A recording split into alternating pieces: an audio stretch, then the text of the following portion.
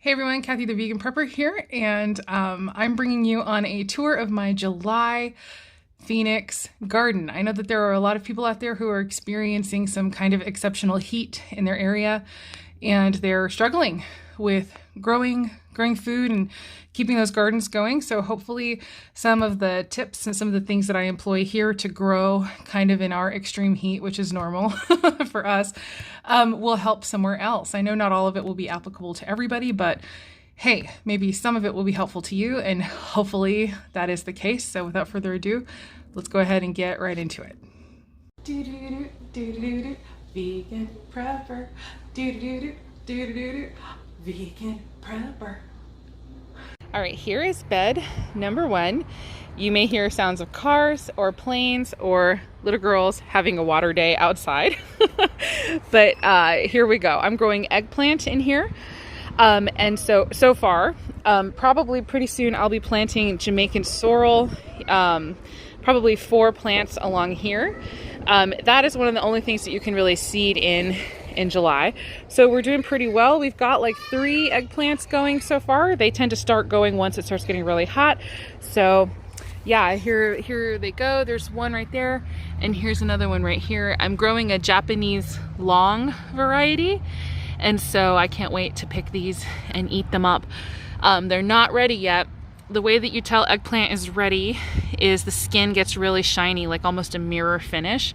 And this is still very dull. So it's definitely not ready to pick.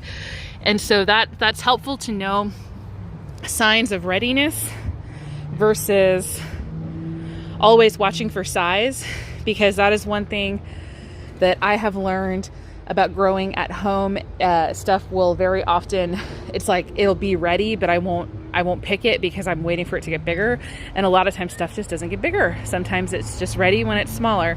And I don't know why. Sometimes you can get a really huge fruit off of one day off of one plant, and then the same plant will produce a tiny one another time. So you're just watching for signs of readiness, not always waiting for size. But yeah, so eggplant here, and I will probably go ahead, like I said, do Jamaican sorrel. We've got our rosemaries, which I've talked about before. These are planted on the west side of the bed as our sentinel plants, and they keep things safe in the setting afternoon sun. We actually reach our hottest temperatures of the day typically around 3:30.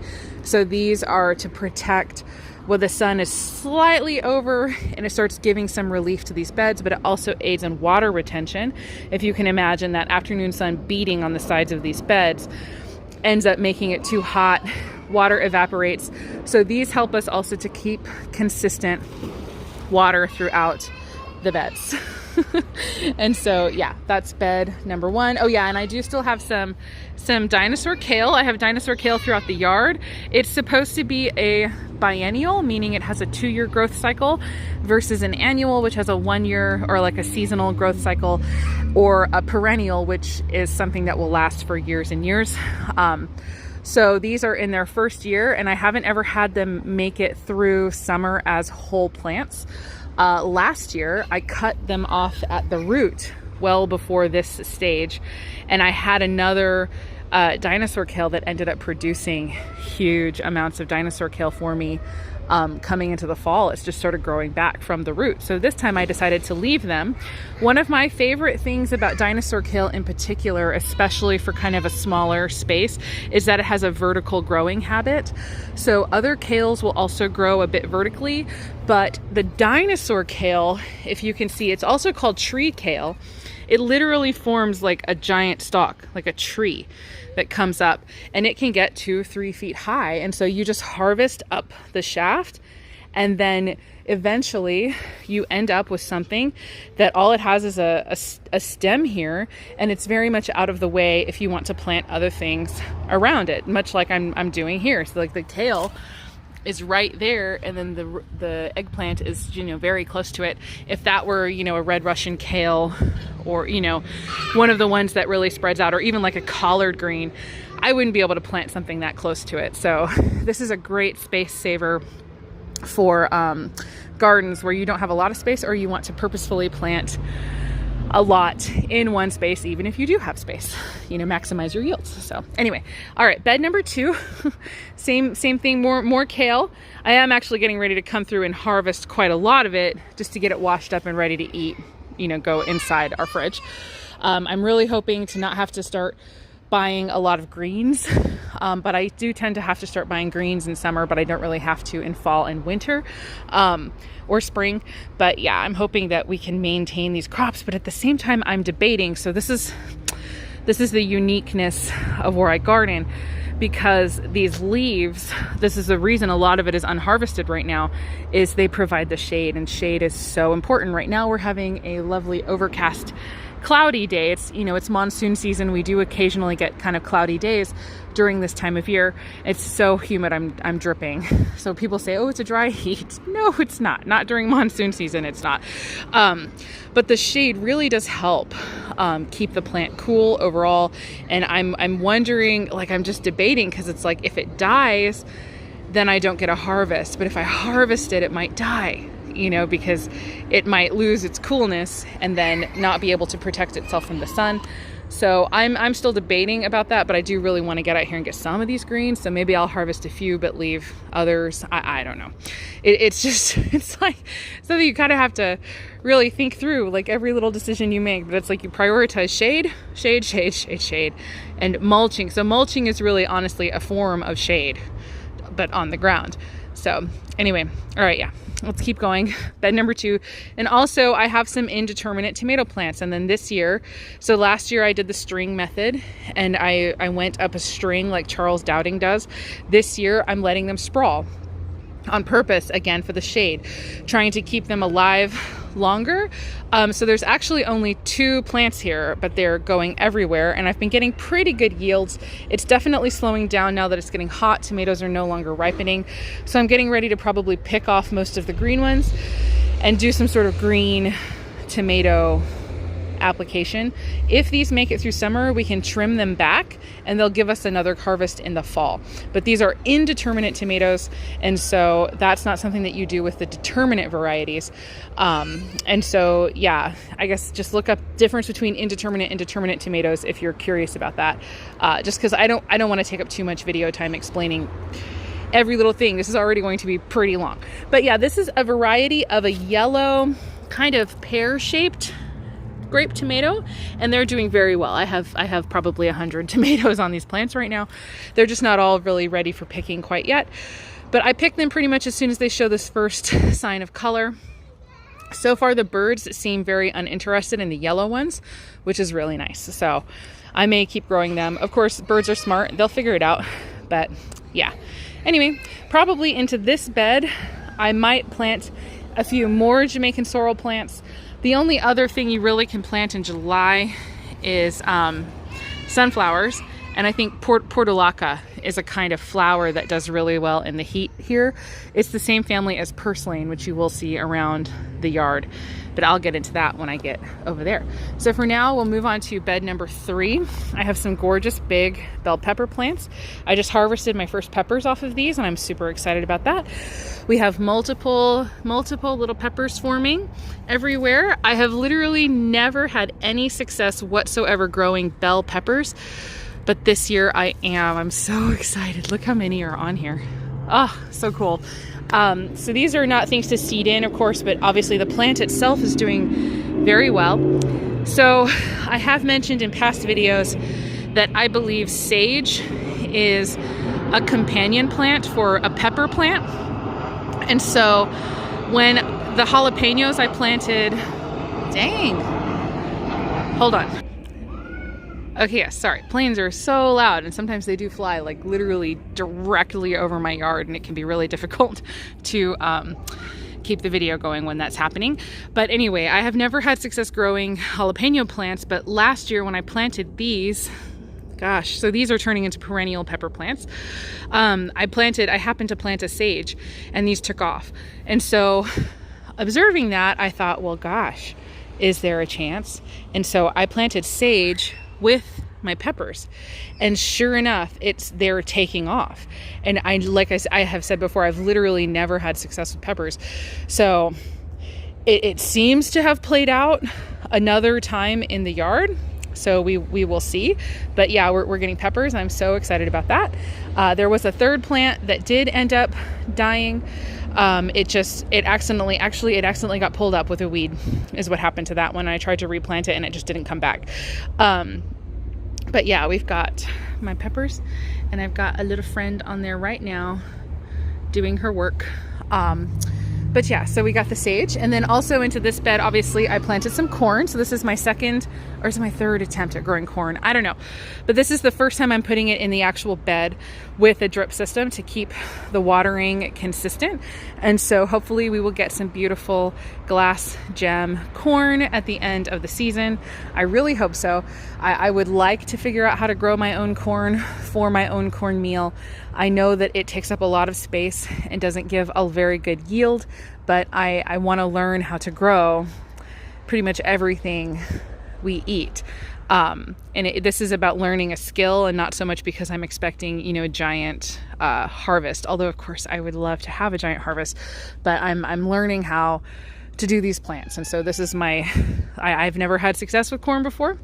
So we'll see if it works out this year. Maybe the sage will help the corn too. I don't know. So yeah, I'm going to go ahead. This was beds 1, 2, and 3, and we'll go ahead and go out to bed 4 and see what's going on over there. You gonna slide? You're ready? Okay, go. Whee! Sage is having a water day. Okay, so now it's cool enough, which is funny. Yeah, sometimes it's too hot to even play in water. But today, like I said, we're overcast and it's nice. All right, so here's our mommy and daddy rosemary plant that are just taking over, and they are so wonderful. So these guys, they were just little 4-inch plants when I planted them, and they're my protectors, and I love them. And so they definitely, this layer, it is just so helpful. So yeah, I would definitely suggest planting plants that can take the heat to protect the ones that can't. And so in here we have a whole bunch of Roma tomatoes. And so that is a determinate variety of tomatoes. So those definitely you don't trim. I have never tried to grow Romas before, or any kind of large tomato. I've only ever grown cherries, but I'm getting some really good, nice sized tomatoes in here, and I'm very happy, very, very happy with these. So yeah, and again, I'm just picking them as soon as they show their first blush of color. I've got some zucchini here. This is wilting. The squash bugs have come in. So I am starting to figure out what am I going to do about these squash bugs. But yeah, we do have some zucchini, and that's exciting. I don't actually do very well with zucchini usually. Squash bugs tend to take over the plants before I can get any kind of yield, which is funny. Everybody else talks about having too much zucchini. They don't know what to do with it. Zucchini is one of my struggles, honestly. So, yep, I'm working on figuring that out as well, like learning how to deal with it. I know you can like pick them off one by one. I just don't have enough time to be out here every day doing that. So probably we'll end up spraying with some neem, and hopefully that will kind of start taking care of the problem. They're, at least for the most part, concentrated on this plant right here. Although I did see one on one of the plants over there. So I got to get out here and spray with some neem pretty soon to hopefully save my zucchini plants and actually get some zucchini this year. I really love zucchini. So yeah, that would be great. All right, so, and I will say, these are weeds right here that I leave on purpose for the mulchy ground covering, and the fact that they do kind of drape over the side, I also just think it's kind of pretty. But purslane is one that I am purposefully leaving also because I want as much of it in my yard as possible. This is a green that it's mostly people consider it a weed. It will stand the hot temperatures and just love it. It actually loves the heat, the extreme heat. So this is a source potentially for extreme heat summer greens. And then also it's extremely high in omega-3s and like vitamin E and all of that. So it's really exciting. But I got one plant in my yard last year and just let it go and didn't pull it. And then this year, I'm pretty much also just going to let them go and not pull them because I want as many of them as possible in the yard. Probably next year is when I will start actually getting through here and like trying to pull and control it. Because yeah, over here where the one plant was before, we have quite a patch now of purslane. And again, I'm leaving it on purpose, but there's also a lot of the shade. Again, it's shading. These beds are getting shaded in between from that sun. The sides of the beds are being shaded. The ground cover of the bed is so helpful. It's keeping water retention. This is actually a great place to plant stuff right now, but I haven't really planted anything else in here. So yeah, I'm still figuring that out. Maybe some pumpkins will go in here in a little while and hopefully get some good yield on that. And then, oh, down here, that's funny, I'm stepping on some purslane down here too. So yeah, these are ones I'm leaving on purpose. Actually, I've been harvesting them and eating them. I love it. It's so tasty. It's like almost salty. It's really good.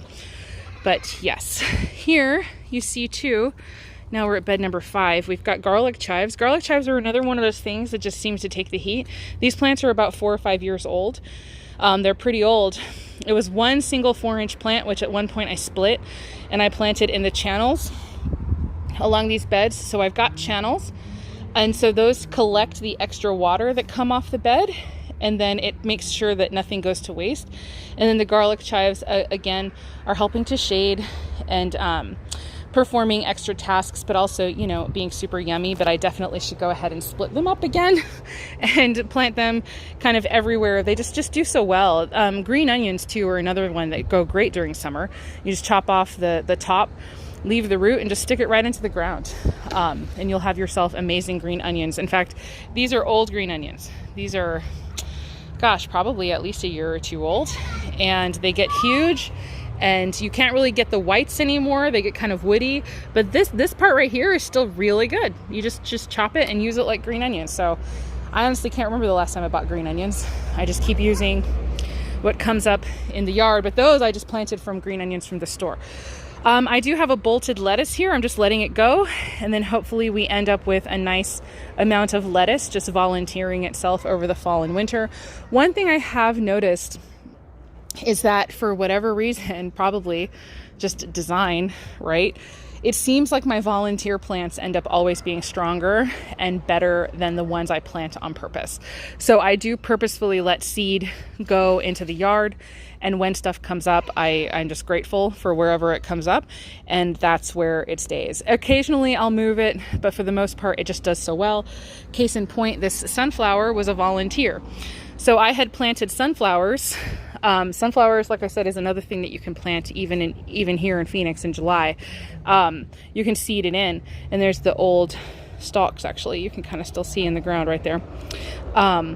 They will shade, and they're great. So I had like 3 or 4 sunflowers right here providing shade to this bed.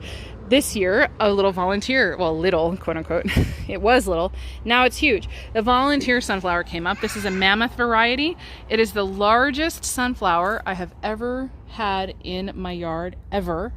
And I do believe that it's because it was a volunteer. So you see, like, here's my hand. This is massive. It's like a good 8 to 10 inches across. So it's cool. So I have a whole bunch of sunflower seeds coming from that, and I guarantee you we will be saving those seeds and planting a few more sunflowers, especially now that this one got so big and beautiful, and hopefully it's acclimated to the soil in our yard. Each subsequent generation will become stronger and better. So yeah, here's another one of those kales. Only this one kind of fell over and now it's growing. You see the super long stalk? It's just growing right up, like now, like in the air. I love my yard. It's like a jungle out here. Okay, let me walk around and we'll talk about the jalapenos over here. Okay, so here's the other side of the bed with my floating kale. And so yeah, jalapenos, crazy. I need to get out here and harvest them. I need to make some more cowboy candy for sure. I made some cowboy candy with the last bunch of harvests. Oh my gosh, that stuff is so crazy good. So I'm absolutely gonna make more. I'm actually reading also right now about how to trim peppers. It's not something that's ever come up before because I've never, like I said before, I've never really had success with peppers, but these guys sure took off, and the bell peppers are taking off. I am like hoping and praying that those bell peppers will also turn into perennial pepper plants, because that would be amazing. I get a huge amount of jalapenos. off of these plants, and preserving them is a job.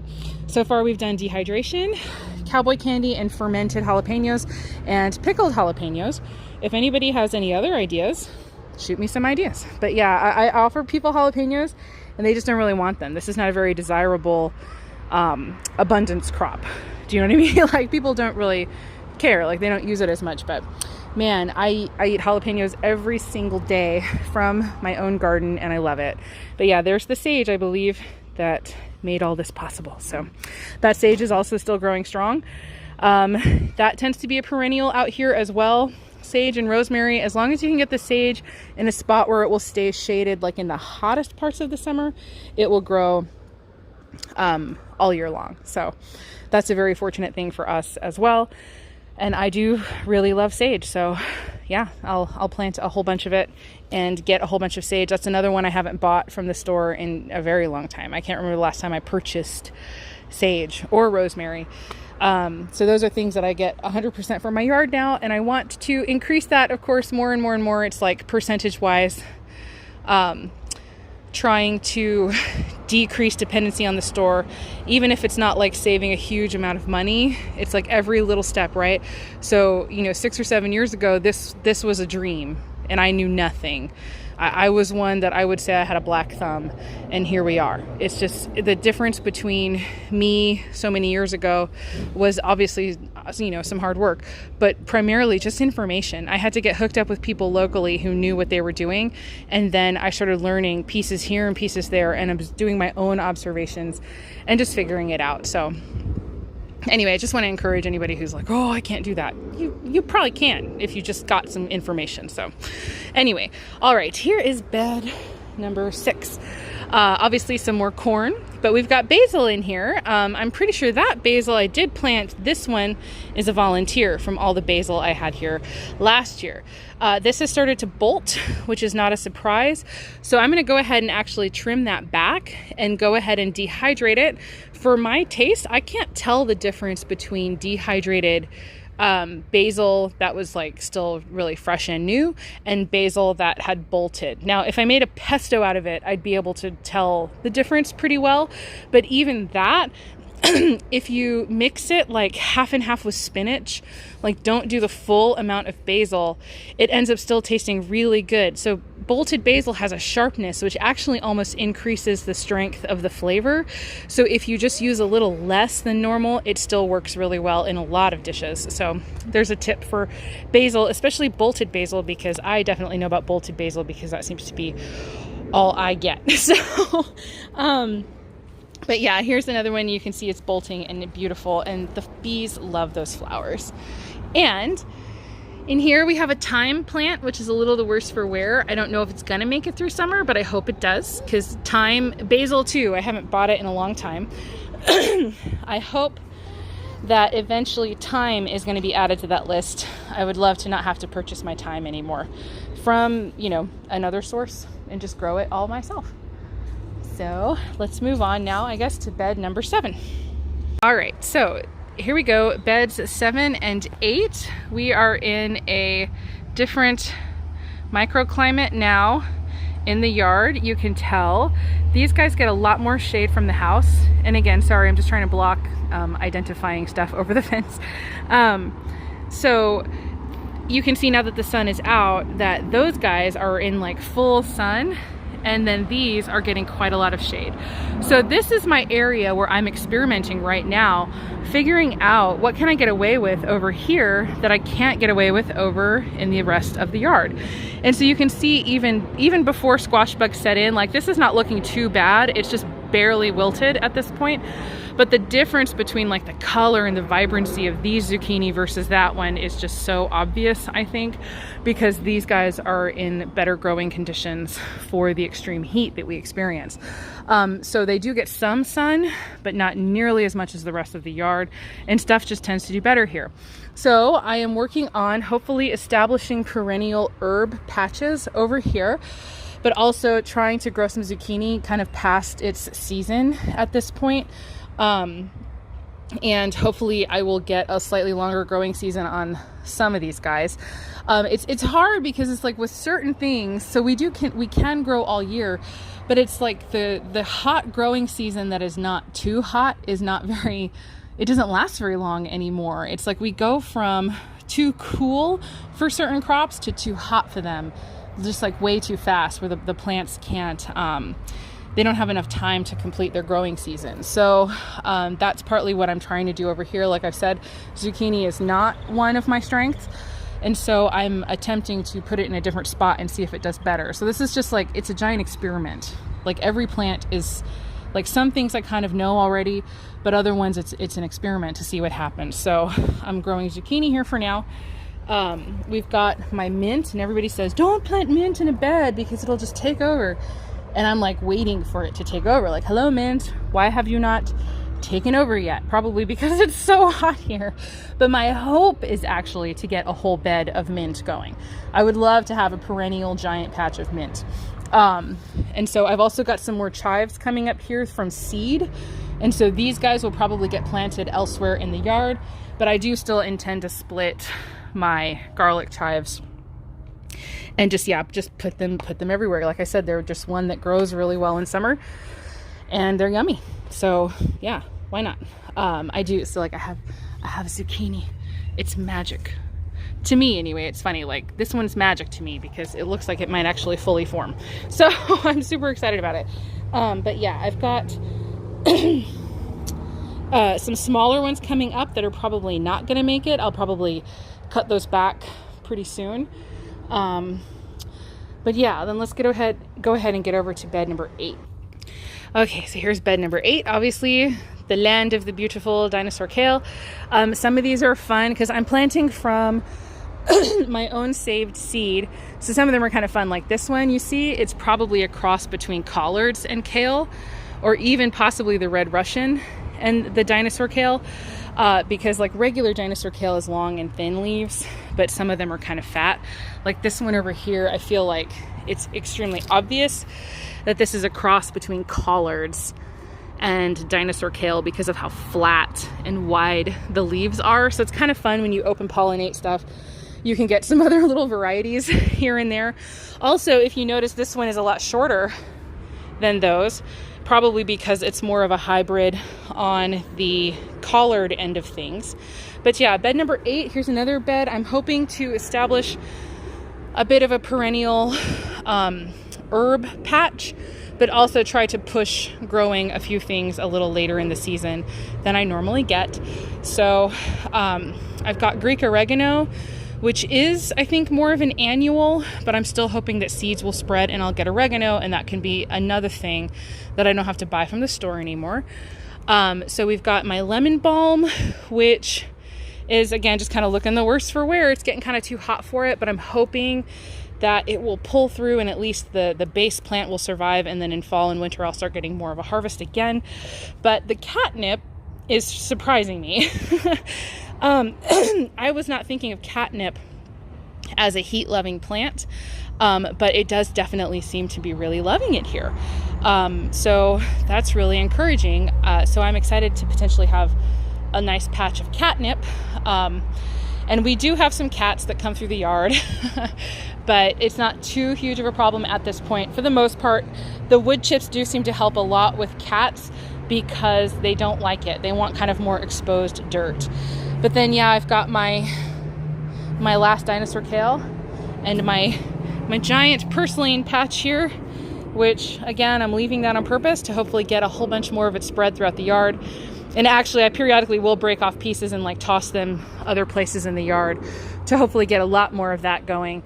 Just, again, as a source of kind of survival summertime greens. Like, even if we lost water, if we lost access to a lot of that stuff here, I believe purslane is one that would still be going pretty darn strong. So I definitely want to cultivate more of that in my yard for kind of future plans. But yeah, there's the tour, such as it is, of all of the beds in the yard. It's another plane. And yeah, that's where we are now, kind of mid-July, Arizona heat. It is definitely possible to grow things.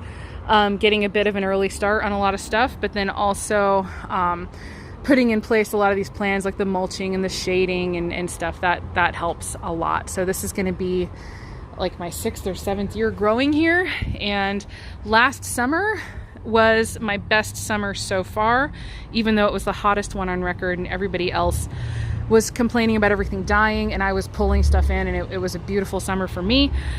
And again, I just think the only difference is like pieces of information. So whatever that happens to be, because I mean, you can see my yard gets full sun all day except for like that spot right there. So all of this stuff grows in just 100% sun. So yeah, we'll see. See how it goes this year, but I tend to think we'll probably have some good success again, I hope. And I really think as far as summertime growing, mulching the pathways, because this clay can get super hot, almost like as hot as the asphalt.